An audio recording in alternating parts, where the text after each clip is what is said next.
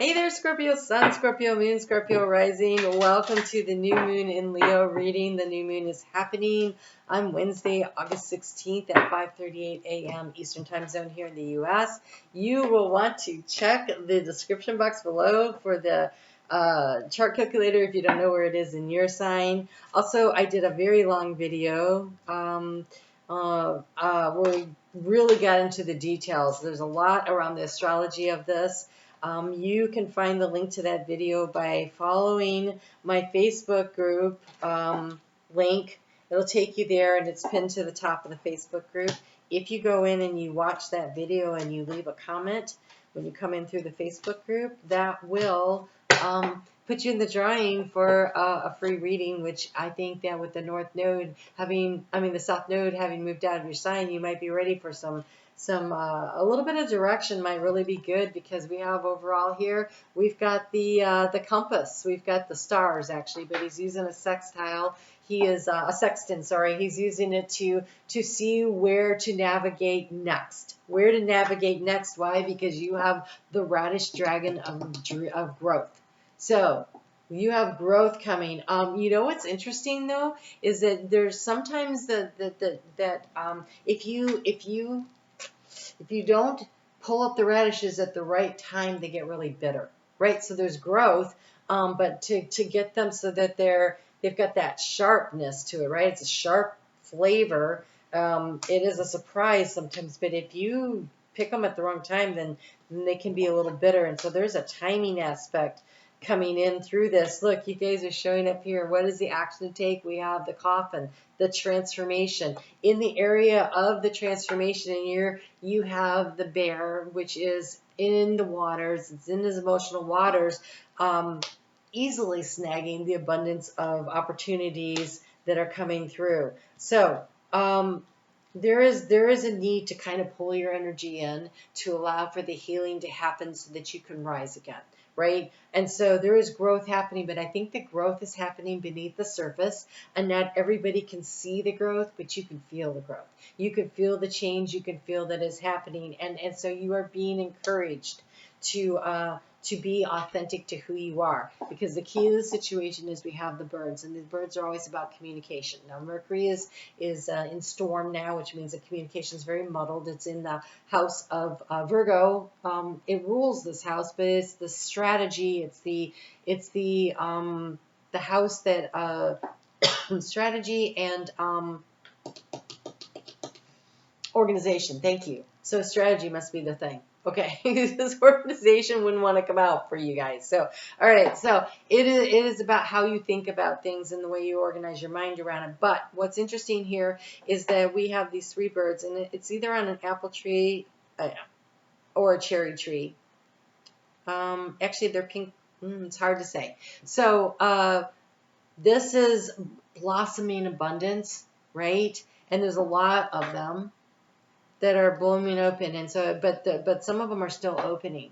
So it is the blossoming of abundance that is coming in. It is the opportunity for growth, and these three birds, they're about communication. This deck has three bird cards in it, and this one is about being uniquely you and authentically you. Here we have the bluebird of happiness with the creative energy on the underbelly, and the blue of the being truthful and authentic about what it is that you create and manifest. We have a little chickadee. The chickadees are this energy of being in balance and being bold and being friendly and outgoing. And then we have the meadowlark, which has a beautiful song, but it's brown. And mostly you just see it as a brown bird, but underneath it's the sun. It's the solar plexus. They should shine that light out there, that beautiful yellow. And so when you open up and you are authentically you and you shine yourself out into the world, that is going to be the key that allows you to transform areas of what feels like abundance to you. So abundance could be emotional, physical, mental, spiritual. It's financial, right? And you have the book, and the book is closed here. And so I think that whatever is going on is definitely, not surprisingly, with a Scorpio going on beneath the surface right now. Not everything is out there, but in the area of the book. So that's where the information comes from. We have the key, right? And the key comes back to the birds. And so there is definitely energy around a need because you have a decision to make in the heart space. It is about identifying what is true for you. Who are you now? You went through a big transformation, right? And so there's this time of being in the healing process of it, of figuring out who you are now before you decide where you go next. And so it's a time to pull your energy in, not be expending your energy out there trying to make other people come on board with it. This is in the heart space, right? In the area of anxiety, it's about who's been loyal to you. There's a lot of questions in your mind about who's on your side, who's got your back, who's there for you. And even though you feel like you want to get things moving forward, this is in the area of the mountain of the block. You're being blocked and stopped from it right now. And so your ruling planet of Pluto is in Capricorn, and it's in retrograde, and your co-ruling planet of Mars is in Virgo, another earth sign. So there's this need to really ground, right? To really ground your energy. Now, Mars is moving forward and moves into Libra, that balancing energy of Libra, on the 28th of this month. So that energy of moving more things into balance, you might notice a big shift starting to happen then, but I really think it'll be when we get to the eclipse season.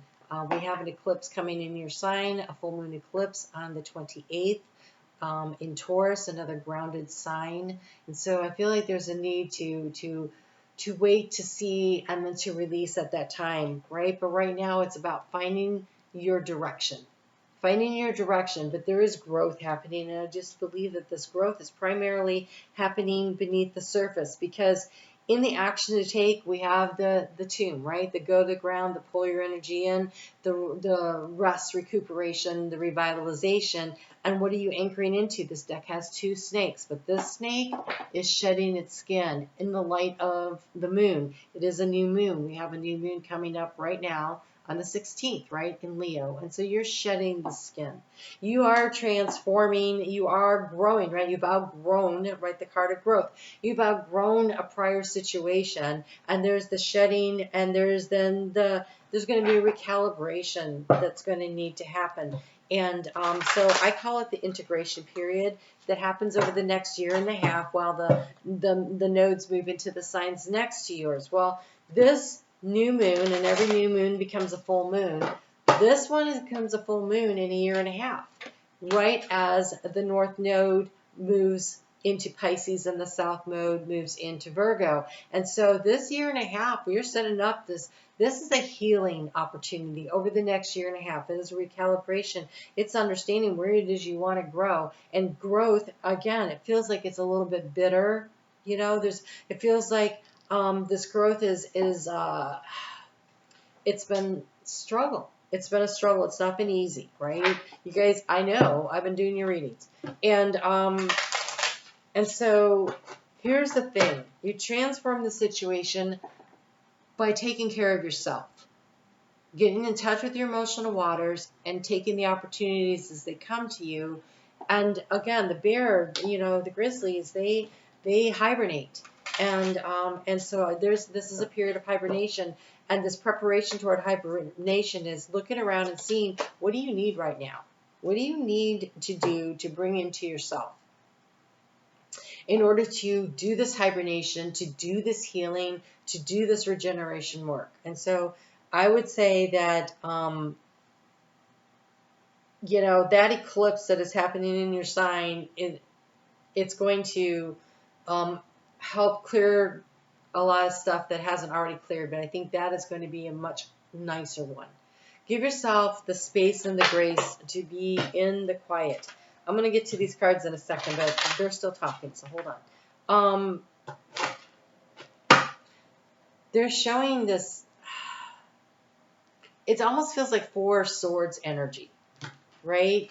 So the transformation is happening, but then there's the need to. So the Four Swords, the story behind the Four Swords is that after a battle, then the knights would go and they would lay on a coffin to allow themselves to honor the fact that they were alive, but also to honor those that had fallen, and to grieve the battle they'd been through, like the emotional stuff, and to let things go. And then they would have a chance then to reemerge. And so you need a timeout, is what it looks like.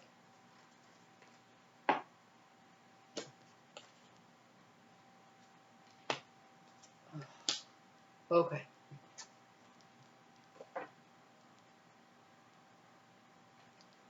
That's almost looks like the sun coming up in the morning. So I'm sure it looks like a sunrise. The colors here, this is the sunrise, and when the sunset, it has different colors. This just feels like the sun rising over the emotional waters. And here it looks like you're like in a cave looking out, right? And so there's this cocooning and pulling your energy in, and waiting for the darkness to give way to the light. So it's almost like the energy of dawn. So when you look around at those in the world who flourish, who thrive, who laugh and love, those who have lives that are filled with friendship, adventure, and abundance, aren't they more often than not, first and foremost, the dreamers? You're being invited back into dreaming what it is that you want. This new moon in Leo is about the intention that we place on our goals, our dreams, and our desires. I really invite you to go check out that video. There is such a powerful energy around reconnecting with our dreams at this time, and what it is we truly value and what it is we want for ourselves.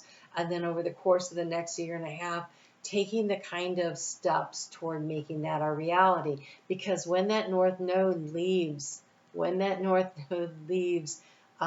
a year and a half, it leaves Aries and gets into Pisces, the land of the dreams. And that is when you guys are starting to really plant the seeds, and it's going to be running into Neptune and Saturn, who's trying to create structure around these dreams. And so really using this opportunity to get in touch again with what it is that you really want, and really focusing on that. So here we have the card of raw intention, and look how grounded that is, right? This is about the intention to heal and the intention of what it is that you want to place your dream and your goal on. I mean, look at how these colors really match up with that cavey, grounded energy. There's a need to really to bring yourself back into who you are, and to allow, after what feels like a very big emotional battle storm that you've been through, to allow the healing and to be in the place of repose. It's sort of like after you do yoga, we have Shavasana. It's the last of the things where you just lay on the ground, and you can do this without doing all the yoga if you want. You just lay on the ground and you open up to receiving the energy of Mother Gaia, and to absorb the energy of the flexibility, the stretching, and the growing you've been through. So that's the same thing that you guys have been doing, and it's kind of what the offer is for the next year and a half. So you don't have to get out there, and even though you really want to make rapid changes and everything, honor the process of allowing yourself to heal. So welcome the Divine Masculine, but look how pink that is. This is an integration. So being open to receiving, and then taking the actions based on the receiving of the healing and the cleansing and the nurturing and the love that you have for yourself. Venus retrograding in Leo, doing this 4-month transit, she's like inviting us all to really love ourselves more, to love yourself more, enough that you understand and believe that you can accomplish all the goals and the dreams that you have for yourself. But it always starts with you knowing that you are more than enough and you are worthy of love. And even if those around you that have been in your life previous to this do not see it in you, that is because they are seeing their own mirror. They don't feel worthy. Because if they felt worthy, they would know you were worthy. Because our light, you know what namaste means? The light in me honors the light in you. And then if you can't see your own light, how can you honor the light in someone else? So see your own light, fill up your own cup of love, Do the nurturing and the kindness for yourself. And yes, you are going to feel a little isolated. I think a lot of Scorpios are going to go through this period of protracted, but it feels like self-imposed isolation, to allow yourselves to heal, to nurture. Give yourself what it is you need. And yeah, you might poke your head out there and go hang out with some friends on occasion, but I don't think you really let anybody in for a little while. And that's okay.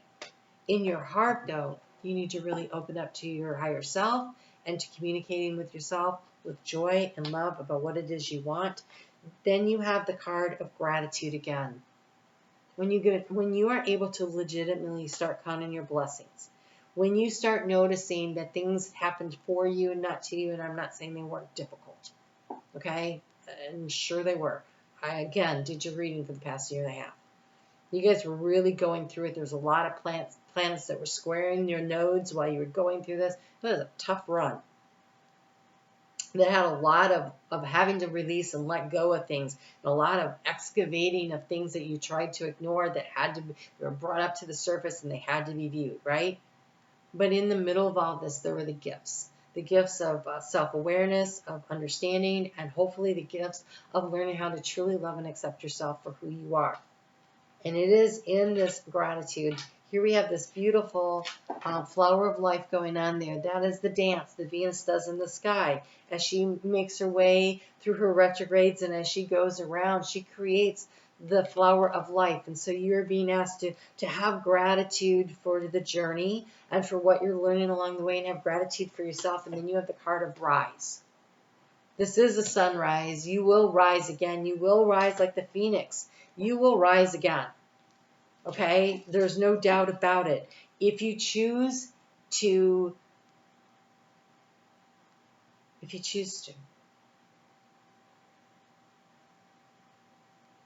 Nobody can make that choice for you but you.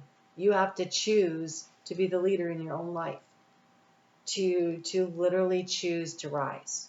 And sometimes, and I've been there on the floor, literally on the floor, my whole world collapsed around me, and so lost and in so much pain, and I would literally have to get up and choose to take the next step. And it takes courage and strength and fortitude, and Scorpio, you have all of those things inside of you. They're innate. You have them. So, you also have the card of the Stag Spirit Leadership.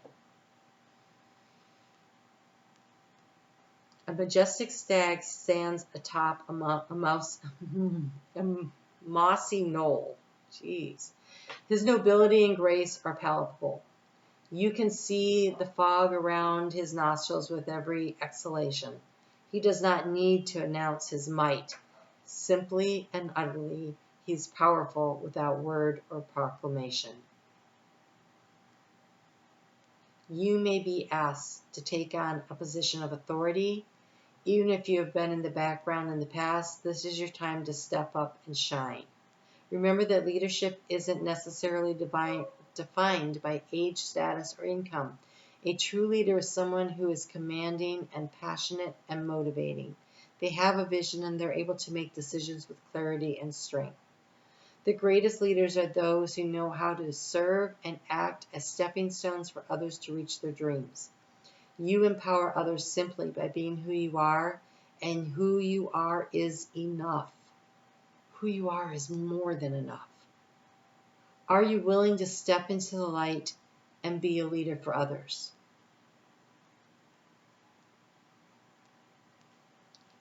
Step into the leadership of your life. You're a beacon. Be the beacon for yourself. You've got to shine for yourself first before you can shine for others. But don't play it small. You'll know when to take the action. You're in the middle of this transformation. And over the course of the next year and a half, while this new moon becomes a full moon, this is your opportunity. Right now, I think you're healing and evaluating. But very shortly, and I think that full moon eclipse that happens in your sign, you're going to step out into the spotlight. And so you may have opportunities at work, you may have opportunities in family situations It's your ability to rise, to stand tall, and to have learned from all the things that have happened and to distill that down into the wisdom of leadership. That's your birthright. That's your birthright. So the choice that you make, the decision you make moving forward, choose what brings you joy and happiness. Don't do things out of obligation. Do things out of joy. And if you feel like, well, no, but you don't understand, I am obligated, then find the joy in the actions that you take. Find the joy and the pride in living up to your obligations. It shouldn't feel like an obligation. It should feel like joy. And sometimes it's just a perception shift that can make it that way for you. All right, you guys take really good care. I'm on Facebook every day. And like I said, I did a big video on this. And if you follow the link to that video and you comment in that video when you watch it, you'll be in the drawing. And it's going to be a very small pool of people. So odds are good that you get a free reading. So follow the link. Go see what happens. Check out the astrology, daily astrology I do over there. You guys take really good care. And if you want a personal reading and you don't win, I do those too. So the information for that is in the description box below. You guys take care.